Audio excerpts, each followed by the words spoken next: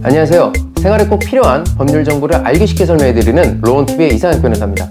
종전 영상에서 채권 가압류 신청서 작성 방법에 대해서 설명을 드렸는데 여러분께 필요한 내용을 쉽게 설명드리면서도 전부 담으려다 보니까 내용이 길어져서 부득이 예금 채권에 대한 가압류 신청서 작성에 대해서는 지난 영상에서 담지를 못해서 예금 채권에 대해서는 이번 시간에 별도로 만들게 되었습니다.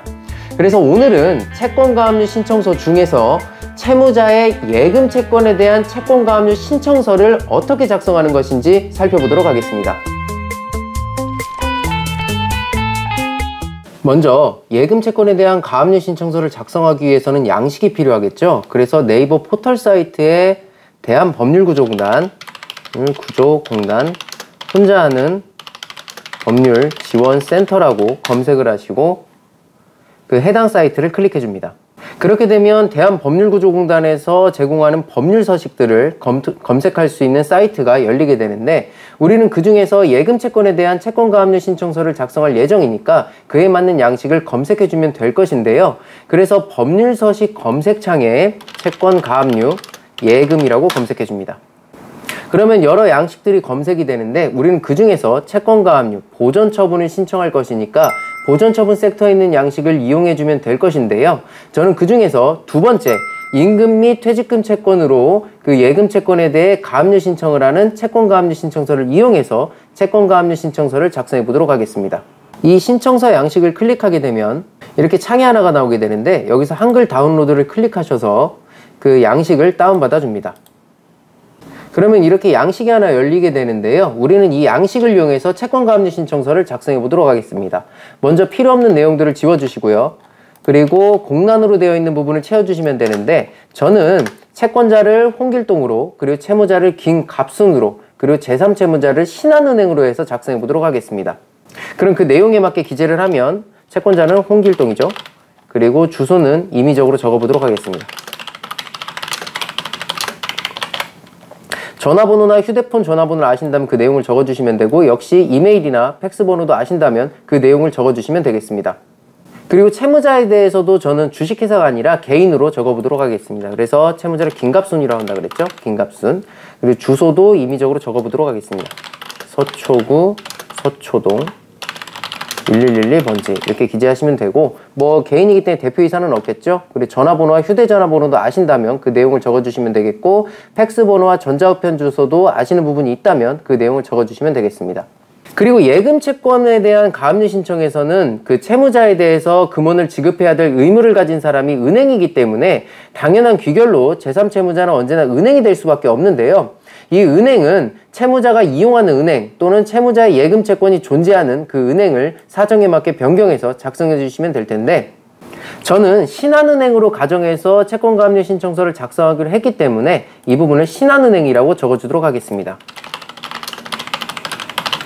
그리고 이 제3채무자의 경우에는 은행의 법인등기부 등본을 열람하시면 그 내용을 확인하실 수가 있는데 일단 그 등기부를 제가 확인하였다는 것을 전제로 그 내용을 적어보도록 하겠습니다. 그래서 은행 등기부 등본을 열람했다는 것을 전제로요. 거기 나와 있는 사업장 주소지를 적어주시면 되는데 신한은행의 경우에는 서울시 중구 세종대로 9길 20 그리고 태평로 2가 이렇게 적어주시면 되고 대표이사는 그 등기부에 나와 있는 진옥동이라고 적어주시면 되고요. 그리고 그 은행의 경우에는 송달이 되지 않을 일이 거의 없기 때문에 사실 뭐 전화번호나 휴대폰 전화번호 그리고 팩스번호 전자우편 주소는 적어주지 않으셔도 무방하겠습니다. 그 다음으로 청구채권의 표시와 가압류해야 될 채권의 표시를 적어주셔야 되는데 종전 시간에 살펴보았던 임대차 보증금 반환 채권에 대한 가압류 신청과 그 작성 방법이 동일합니다. 그래서 일단 청구채권의 표시는 채권자가 채무자로부터 받아야 될 금원이고 그리고 가압류해야 될 채권의 표시는 채무자가 제3채무자에게 가지고 있는 채권의 내용이 될 텐데요. 저는 먼저 채권자가 채무자에게 받아야 될 채권의 금액을 계산의 편의를 위해서 1000만 원으로 기재하도록 하겠습니다. 그리고 채권 발생의 원인은 여기 기재된 그 내용을 그대로 이용하도록 하고요. 그리고 가압류해야 할 채권의 표시는 종전 영상에서 설명드린 대로 그 내용이 길기 때문에 여기서도 별지로 빼도록 할 텐데요. 특히 예금 채권의 경우에는 정형적으로 기재해야 되는 내용이 있는데 그 내용이 길기 때문에 별지로 뺄 수밖에 없습니다. 그리고 법률구조공단의 양식은 제가 여러 번 설명드렸던 가압류 신청 진술서를 별지 2목록으로 기재를 해두었기 때문에 이 보는 바와 같이 별지 1목록과 별지 2목록이 존재하는 것인데, 우리는 그 가압류 신청 진술서를 별도로 첨부 서류로 붙여서 제출할 것이고 별지를 하나만 쓸 것이기 때문에 별지 1목록을 별지 목록으로 수정해서 기재하도록 하겠습니다. 그리고 다음으로 신청 취지인데요. 이 신청 취지는 지금 다운받은 양식에 기재된 그 내용 그대로 이용하시면 될 텐데, 다만 저희는 별지 제1목록을 별지 목록으로 수정을 했기 때문에 여기서도 별지 제1목록을 별지 목록으로 수정해 주시면 되겠습니다. 다음으로 신청 이유인데요. 이 신청 이유는 종전 시간에 설명드린 대로 채권자가 채무자로부터 받아야 될 채권이 발생하게 된 원인, 그리고 채권자가 지금 채권 가압류를 미리 진행해야 하는 그 이유가 적힌 보존의 필요성, 그리고 마지막으로 담보 제공에 관한 의견을 기재하는 것인데, 먼저 채권자가 미리 보존하고자 하는 채권의 발생과 관련하여서 그 구체적 내용을 기재하시면 되는데요. 여기 필요 없는 내용은 지워주시고요. 지금 다운받은 내용을 이용해서 조금만 다듬어서 예시를 만들어 보도록 할 텐데, 이 내용을 제가 시간의 편의상 미리 간략하게 수정해서 작성해 두었습니다. 제가 미리 작성해둔 내용으로 변경해서 그 내용을 살펴보면, 제가 아까 전에 청구 채권에 표시해서 채권 금액을 1000만 원으로 변경을 했었죠. 그래서 그 금액에 맞추기 위해서 금액들을 변경을 했고, 공란으로 되어 있던 날짜 부분들을 모두 채웠습니다. 그리고 여기선 퇴직금 채권도 있었죠. 근데 퇴직금 채권은 1년 이상 근로를 했을 때 발생하는 것이기 때문에 근로기간을 명확하게 기재를 해뒀습니다. 사실 이 피보존 채권의 발생 원인 내용은 특별한 것이 아니고, 채권자가 채무자한테 받을 돈이 있는데 이러한 사유로 그 채권이 발생을 했다, 그 내용을 구체적으로 기재해 주시면 되는 것이기 때문에 자유롭게 그 채무자로부터 받을 이 채권이 어떻게 발생한 것인지를 소명 자료와 함께 구체적으로 기재해 주시면 되겠습니다. 이 작성하는 방법은 종전 영상에서도 설명을 드렸기 때문에요. 이 정도만 하고 넘어가도록 하겠습니다. 다음은 보존의 필요성에 대한 내용인데요. 이 보존의 필요성에 대한 내용은 별게 아니죠. 채권자가 지금 채권가압류 신청을 하지 않으면 나중에 내가 강제 집행하는데 어려움이 생긴다, 그 내용인데요. 사실 여기 있는 내용을 그대로 이용하셔도 되겠습니다. 다만 채권자가 채무자를 상대로 가지고 있는 채권의 내용이 여기선 임금이지만 만약에 대여금이라면 이 부분을 대여금으로 고쳐주시면 되고요.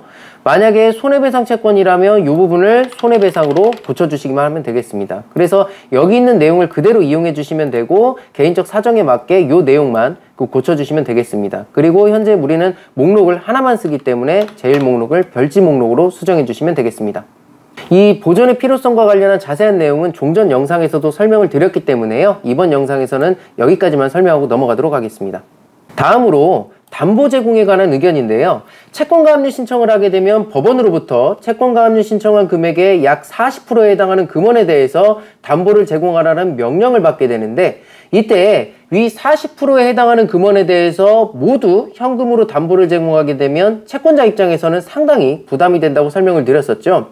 결국 이 담보 제공에 관한 의견이라는 것은 이 담보 금원을 보증보험회사가 발급하는 증권으로 대체해달라는 것이 요지인데, 지금 양식에 나온 것처럼 간단하게 기재하셔도 무방한데, 이보다는 현재 채권자의 경제적 사정이 어려우니 증권으로 대체해달라고 구체적으로 기재하는 것이 보다 효과적인데요. 그 내용은 종전 임대차 보증금 반환 채권에 대한 채권가압류 신청에서 말씀드렸던 내용과 동일하게 적으셔도 무방합니다. 이 사건과 관련해서 제가 미리 담보 제거에 관한 의견을 임의적으로 한번 만들어 봤는데요. 특별한 내용은 아니고요. 결국 채권자가 현재 임금 및 퇴직금을 지급받지 못해서 별다른 소득원이 없어서 경제적으로 매우 어려운 사정이라서 다에게 현금으로는 이 사건 가압류 신청에 대한 담보를 제공하기 어렵다. 그러니까 이러한 사정을 감안해서 무담보 또는 지급보증 위탁계약을 체결한 문서의 제출로 담보를 제공할 것을 허가해달라, 이 내용인데요.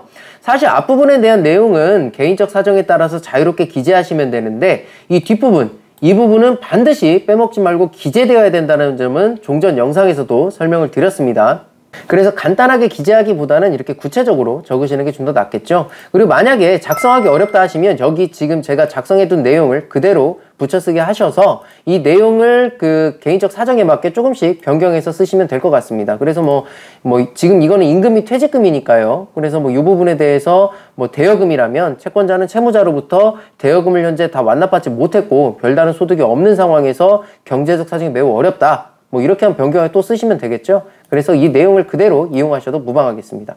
다음으로 소명 방법인데요. 이 소명 방법은 채권자가 채무자에 대해서 가지는 채권의 발생 원인을 확인할 수 있는 자료를 의미하는 것인데, 어떤 내용이 기재되는지와 채권가압류 신청에서는 입증 방법이 아니라 왜 소명 방법이라고 하는지에 대해서는 종전 시간에 설명을 드렸습니다. 여기서는 간단히 확인만 하고 넘어가고요.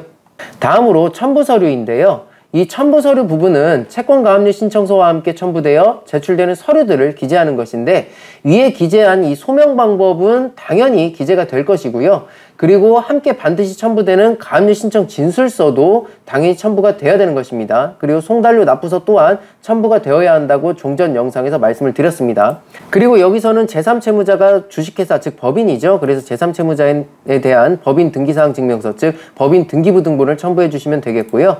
그리고 또 하나로 지금 제가 그 가압류 신청에 대해서 그 설명을 드릴 때 반드시 첨부돼야 되는 것이 하나가 더 있다고 말씀을 드렸는데, 그게 뭐였죠? 바로 채무자 주소지에 대한 등기부 등본이라고 말씀을 드렸었죠. 그래서 여기서도 채무자 주소지에 대한 부동산 등기부 등본이 반드시 첨부가 돼야 되는데요. 그래서 부동산 등기부 등본, 그리고 채무자 주소지 이렇게 기재하시면 되겠죠. 그래서 그거 한 통이 첨부되면 되겠습니다. 그리고 제3채무자에 대한 등기부 등본도 한 통이면 되겠고요. 그래서 이렇게 첨부 서류를 기재해 주시고, 오늘 날짜, 제출하시려고 하는 날짜를 기재해 주시고요. 오늘 날짜 10월 1일. 그리고 채권자 이름은 아까 홍길동이었죠? 홍길동. 그리고 여기 서명 또는 날인에 도장을 찍으시거나 서명하시면 되겠습니다. 이 내용들은 종전 영상에서 다 설명을 드렸었고요. 그리고 채권자 주소지도 관할이 있기 때문에요. 지금 일산이었죠? 그리고 의정부, 지방법원, 그리고 고양지원 이렇게 기재하시면 되겠습니다. 그리고 제가 오늘 설명드리고자 하는 부분이 바로 사실 이 부분인데요. 다른 거 다 필요 없고 딱 한 가지, 종전 제가 임대차 보증금 반환 채권에 대한 채권가압류 신청서 작성 방법 설명을 드렸었죠. 한마디로 축약을 하면 그 내용과 전부 다 똑같습니다. 다만 제3채무자가 일반 개인이 아니고 은행이라는 점만 특이점이 있었고요. 나머지 부분은 종전 영상에서 설명드린 것과 전부 다 똑같습니다. 그런데 특이한 점이 하나가 있는데 바로 이 부분입니다. 즉, 예금채권에 대한 채권가압류 신청서는 예금채권 이외의 채권가압류 신청서하고 다르게 가압류할 채권의 표시가 정형적인데요. 사실 이 부분 때문에 예금채권과 예금채권 이외의 채권으로 나누어서 채권가압류 신청서 작성 방법을 설명드리고 있는 것이기도 한데, 결론부터 말씀드리면 이 부분부터 이 부분까지를 수정할 것 없이 그대로 쓰시면 된다는 겁니다. 어떻게 보면 예금채권 이외의 채권에 대한 가압류 신청보다도 가압류할 채권의 표시는 간단한 건데, 채권자의 채권 금액과 채무자의 인적사항, 그리고 제3채무자에 대한 부분만 수정하고 나머지는 그대로 두시면 가압류할 채권의 표시에 대한 작성은 끝이 납니다. 다른 채권에 비해서 작성 방법이 매우 간단하죠. 그래서 이 사안을 토대로 가압류할 채권의 표시를 작성해보면, 먼저 별지는 1, 2 목록을 나누지 않으니까 별지로 수정을 해주시고, 이 부분은 채권 금액을 아까 1000만 원으로 했었죠. 그래서 1000만 원으로 수정을 해주시고, 채무자는 주민등록번호를 기재해주면 되는데 이 부분은 임의적으로 기재해 보도록 하겠습니다. 등록번호.